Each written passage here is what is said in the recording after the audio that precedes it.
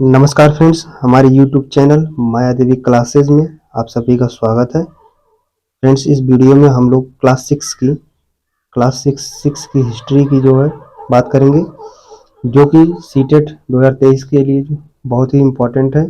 ये पिछले वर्ष की कुछ प्रश्न है जिनको हम लोग सॉल्व करेंगे, लेकिन उसके पहले हम लोग कुछ महत्वपूर्ण बिंदुओं को जो है कि NCERT से लिया गया है उसको देखेंगे। इसके बाद इस पहले चैप्टर का नाम है कब और कहाँ कैसे। तो इस चैप्टर के से जितने भी क्वेश्चन बनेंगे उन क्वेश्चन को सॉल्व करेंगे। इसी तरीके से हम लोग सारे के सारे SST के जो भी सब्जेक्ट हैं, हिस्ट्री, ज्योग्राफी और पॉलिटी, तीनों जो है एक एक चैप्टर करके इस सीरीज में पूरे सब कुछ कवर करेंगे।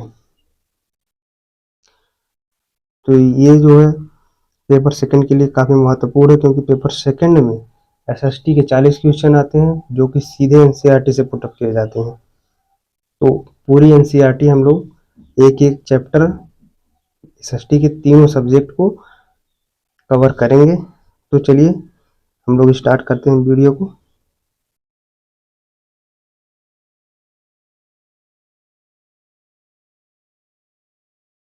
तो ये पहला चैप्टर है। पहला चैप्टर का नाम है क्या, कब, कहाँ और कैसे। तो इसमें हमने पहले हेडिंग जो लिया हुआ है NCERT से कि लोग कहाँ रहते थे। तो लोग उस नर्मदा यानी मध्य प्रदेश में कई लाख वर्ष पहले से लोग यहाँ रह रहे थे। वो कुशल संग्राहक थे। संग्राहक का मतलब कि शिकार करना, शिकार करके उनके भोजन के लिए उनको सुरक्षित रखना, इसी को जो है संग्राहक बोलते हैं। जो भोजन, जड़, फलों, जंगलों के उत्पादों पर निर्भर जानवरों का शिकार करते थे। तो उत्तर पश्चिम सुलेमान व किरथार पहाड़ियां, जो कि अफगानिस्तान की सीमा पर स्थित हैं, इस स्थान पर 8 वर्ष पूर्व स्त्री पुरुषों ने सबसे पहले गेहूं और जौ को अपनाया। सबसे पहले गेहूं और जौ, यहाँ पे जौ रहेगा, जौ फसलों को अपनाना आरंभ किया तथा भेड़, बकरी, गाय आदि को गांव में पालतू बनाया और गांव में रहते थे। आगे देखते हैं। हमारे देश का नाम कैसे पड़ा। तो इंडिया शब्द इंडस से निकला हुआ है, जिसे संस्कृत में सिंधु कहा जाता है। ईरान और यूनान वासियों ने सिंधु को हिंदोस अथवा इंडोस कहा और इस नदी के पूर्व की भूमि को जो है इंडिया नाम से कहा गया। मतलब भारत नाम का प्रयोग उत्तर पश्चिम में रहने वाले लोगों के समूह के लिए किया जाता है, जिसका वर्णन ऋग्वेद में मिलता है। आगे देखते हैं।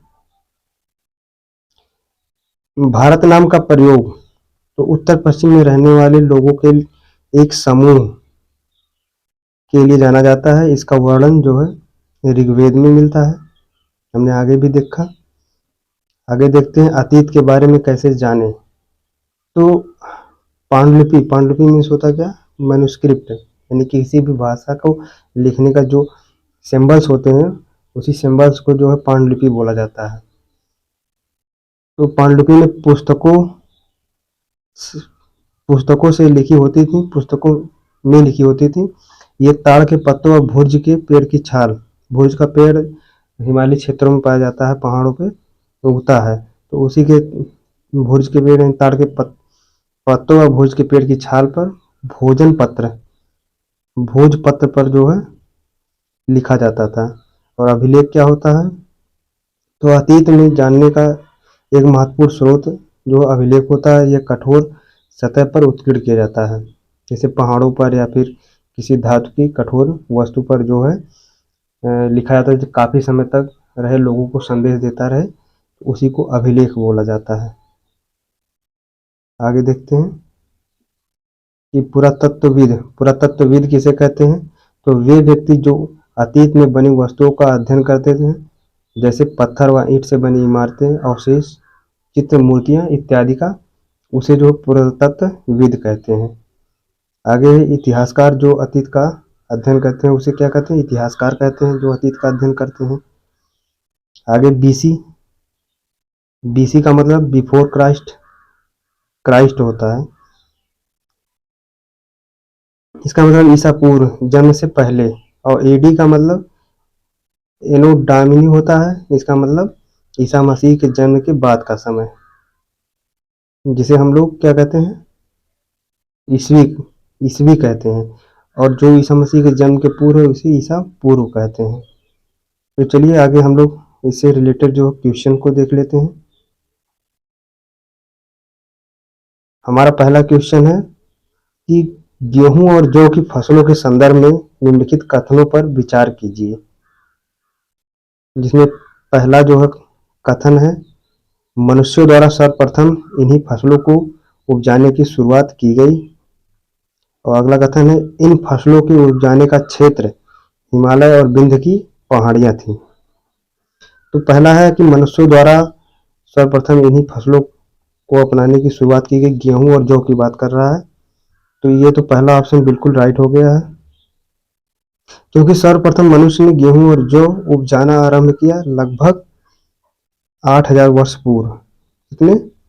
8,000 वर्ष पूर्व लगभग जो है मनुष्य ने गेहूं और जौ की फसलों को उगाना जो है स्टार्ट किया, आरंभ किया।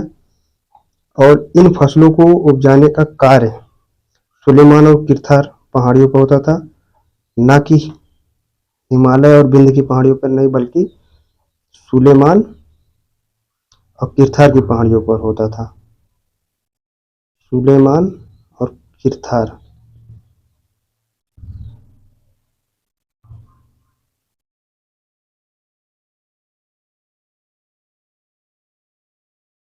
सुलेमान और किरथार की पहाड़ियों पर होता था, ना कि जो है हिमालय और विंध्य की पहाड़ियों पर।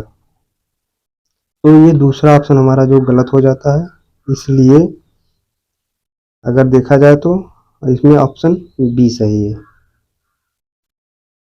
देखिए, गेहूं और जौ के जो प्राचीनतम साक्ष्य जो है मेहरगढ़ में सबसे पहले प्राप्त हुए। मेहरगढ़ में, कहाँ पे? बलूचिस्तान में। मेहरगढ़ के बलूचिस्तान में प्राप्त हुए। और अगर बात की जाए कि नवीनतम साक्ष्य के, तो चावल का जो है नवीनतम साक्ष्य, नहीं, चावल का जो है नवीनतम तथ्य के हिसाब से चावल का उपजाने का प्राचीनतम साक्ष्य संत कबीर नगर के लहुरा देव, लहुरा देव में पाया गया। ये साक्ष्य लगभग 9,000 से 8 वर्ष पुराने हैं। और सामान्यतः कृषि का विकास गारो तथा भारत के विंध्य पहाड़ी क्षेत्रों में हुआ। लेकिन अगर प्राचीनतम बात की जाए तो ये सुलेमान और किरथार की पहाड़ियों में, जो कि अफगानिस्तान की सीमा पर पड़ता है, वहां पे जो है पाया गया था। तो चलिए हम लोग अगले क्वेश्चन पर चलते हैं।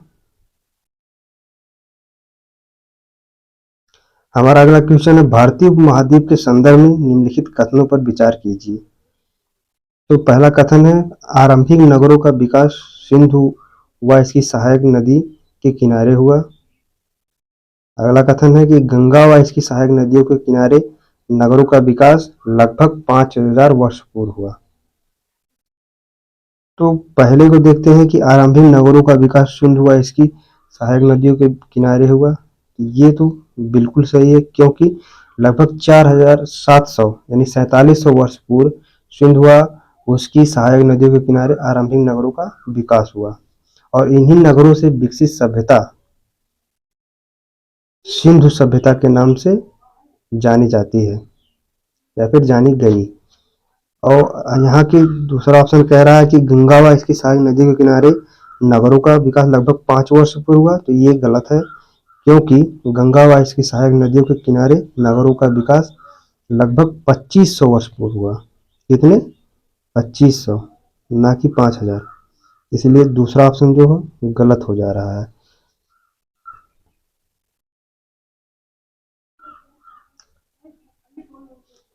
तो चलते हैं हम लोग अगले क्वेश्चन की ओर। हमारा अगला क्वेश्चन है कि गंगा नदी के दक्षिण में स्थित सहायक नदी सोन के आसपास का क्षेत्र प्राचीन काल में किस नाम से जाना जाता था? तो ये गंगा नदी के दक्षिण की बात कर रहा है। तो गंगा नदी ऐसे क्या बोल, गंगा नदी जो है ऐसे आई है उधर से निकल के, ऐसे ऐसे आई है गंगा नदी, और इसकी दक्षिण की बात कर रहा है तो दक्षिण से सोन नदी ऐसे मिलती है गंगा में। गंगा की सहायक नदी है सोन नदी। यहाँ तो ये यहाँ का क्षेत्र की बात कर रहा है, यहाँ पे जो है मगध क्षेत्र आता था। तो प्राचीन काल का ये सबसे बड़ा राज्य था और इसके शासक बहुत ही शक्तिशाली थे। उन्होंने एक विशाल राज्य की स्थापना किया था। इसके पहले शासक का नाम था बिंबिसार था। फिर इसके बाद कई शासकों ने वहां पे राज्य किया। वहां पे मौर्य वंश का भी उदय हुआ मगध पे। बाकी चलिए हम लोग अगला क्वेश्चन देखते हैं, इसके बारे में डिटेल में बात करेंगे जब इसका चैप्टर आएगा तब। हमारा अगला क्वेश्चन है कि भारत देश के नाम के संदर्भ में निम्नलिखित कथनों में कौन सा कथन सही है? इसमें पहला कथन है, लगभग 2500 वर्ष पूर्व उत्तर पश्चिम की ओर से आने वाली ईरानियों और यूनानियों ने सिंधु को हिंदोस अथवा इंदोस नाम से इस नदी के पूर्व में स्थित भूमि प्रदेश को इंडिया कहा।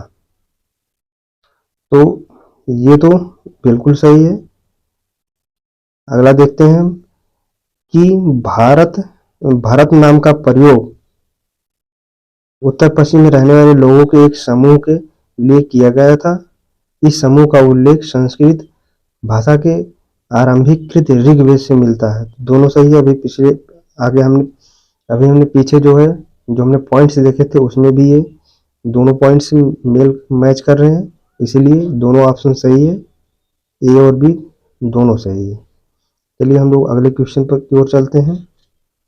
हमारा अगला क्वेश्चन है, पांडुलिपियों के संदर्भ में निम्नलिखित में से कौन सा कथन सही नहीं है? तो ये नहीं पूछ रहा है, इसलिए हम जो नेगेटिव है उसी को हमको ढूंढना है। तो पहला ऑप्शन है, अतीत में हाथ से लिखी हुई पुस्तकें पांडुलिपि कहलाती थी। तो ये ऑप्शन बिल्कुल सही है, लेकिन ये नहीं पूछ रहा है, इसलिए उत्तर ये नहीं होगा। अगला देखते हैं कि अंग्रेजी में पांडुलिपि के लिए मैन्युस्क्रिप्ट शब्द का प्रयोग होता है। सही है, बिल्कुल सही है, जो कि लैटिन भाषा के मेनू जिसका अर्थ हाथ निकलता है, तो ये सही है। अगला है, पांडुलिपियां ताड़ के पत्तों से काटकर अथवा हिमालय क्षेत्र में उगने वाले भोज नामक पेड़ की छाल से विशेष तरीके से तैयार भोजपत्र पर लिखी जाती थी। अभी हमने पीछे पॉइंट्स में भी देखा, तो ये भी सही है। आगे है, पांडुलिपियां केवल मंदिरों और बिहारों में प्राप्त होती थी जो केवल संस्कृत भाषा में लिखी गई थी। ये वाला पॉइंट हमारा बिल्कुल गलत है, और गलत है इसलिए उत्तर यही होगा क्योंकि इसमें नहीं पूछा गया है। तो देखिए इसमें क्या है कि ये ऑप्शन इसलिए गलत है क्योंकि पांडुलिपियां मंदिरों एवं बिहारों के अतिरिक्त अन्य स्थानों से भी प्राप्त हुई हैं। साथ ही ये पांडुलिपियां विभिन्न प्राचीन भाषाओं में भी प्राप्त हुई हैं, न कि केवल संस्कृत में। ये पांडुलिपियां जो है संस्कृत, प्राकृत और तमिल, इसमें कई भाषाएं शामिल हैं और इसमें केवल संस्कृत लिखा है, इसलिए ये ऑप्शन बिल्कुल गलत है। चलिए हम लोग अगले क्वेश्चन की ओर जाते हैं, और गलत है तभी ये उत्तर सही है, डी वाला ऑप्शन सही है। अगले क्वेश्चन की ओर चलते हैं। हमारा अगला क्वेश्चन है कि अभिलेखों के संदर्भ में निम्नलिखित कथनों पर विचार कीजिए। ये कहलाते हैं ऐसे लेख जो पत्थरों पर उत्कीर्ण किए जाते थे, अभिलेख कहलाते हैं। तो इसमें क्या है, जो केवल पत्थरों की बात कर रहा है, लेकिन हमने अभी पीछे बात किया है कि ये धातु पे भी लिखे जाते हैं और कई प्रकार की चीज़ों पर लिखे जाते हैं, ताकि ऐसे लेख जो पत्थर अथवा धातु जैसी अपेक्षाकृत कठोर सतह पर उपयोग किए जाते थे, वे अभिलेख कहलाते थे, ना कि केवल पत्थरों के। आगे देखते हैं, कभी कभी शासक अथवा अन्य लोग अपने आदेशों को इस तरह उत्कीर्ण करवाते थे ताकि लोग उन्हें देख व पढ़ सकें तथा उनका पालन कर सकें। तो ये जो है दूसरा ऑप्शन जो है, ये दूसरा ऑप्शन बिल्कुल सही है, क्योंकि अभिलेखों में राजाओं, रानियों व अन्य लोगों के आदेश, कार्य, विवरण, विषय आदि का उल्लेख किया जाता था। तो हमारा जो है बी वाला ऑप्शन सही है, केवल दूसरा, पहला वाला गलत है, क्योंकि ये केवल पत्थरों पर नहीं बल्कि धातुओं पर, कठोर धातुओं पर भी उत्कीर्ण कराए जाते थे, ताकि लोग इनके आदेशों को काफी लंबे समय तक याद रख सकें। तो चलिए अगले क्वेश्चन पर हम लोग चलते हैं। हमारा अगला क्वेश्चन है कि अशोक का कांधार से प्राप्त अभिलेख निम्नलिखित में किन लिपियों में लिखा गया है? तो अशोक का जो है कांधार अभिलेख इस क्षेत्र में प्रयुक्त होने वाली यूनानी तथा आरमाइक नामक दो निम्न लिपियों का भाषाओं का जो है निम्न लिपियों तथा भाषाओं में लिखा गया है। इसलिए हमारा जो है दूसरा ऑप्शन सही है। एनसीईआरटी में बिल्कुल ऐसे ही दिया गया है। सॉरी, ये पहला ऑप्शन नहीं बल्कि ये चौथा ऑप्शन सही है, यूनानी और आरमाइक में। चलिए हम लोग अगले क्वेश्चन की ओर चलते हैं। हमारा अगला क्वेश्चन है कि कथन, इसमें कथन और कारण दिया हुआ है, तो इस कथन और कारण को पढ़ते हैं। ईसा मसीह के जन्म के पूर्व की सभी तिथियां ईसा पूर्व यानी ईसवी ऐसे लिखा जाता है, ईसा पूर्व के रूप में जानी जाती हैं। और कारण है कि वर्ष की गणना ईसाई धर्म प्रवर्तक ईसा मसीह के जन्म की तिथि से की जाती है। तो ये हमारा कथन और कारण दोनों राइट है, इसलिए हमारा जो है यहाँ पे ऑप्शन ए राइट है, क्योंकि ए और आर दोनों सही है। ए का सही स्पष्टीकरण भी कर रहा है, तो ये बिल्कुल ए ऑप्शन राइट है। तो फ्रेंड्स ये वीडियो यहीं पर समाप्त होता है। अगर फ्रेंड्स वीडियो हमारी वीडियो आपको पसंद आई हो तो वीडियो को लाइक करें, चैनल को सब्सक्राइब करें। तो मिलते हैं इसी सीरीज के किसी नेक्स्ट वीडियो में, तब तक के लिए बाय बाय।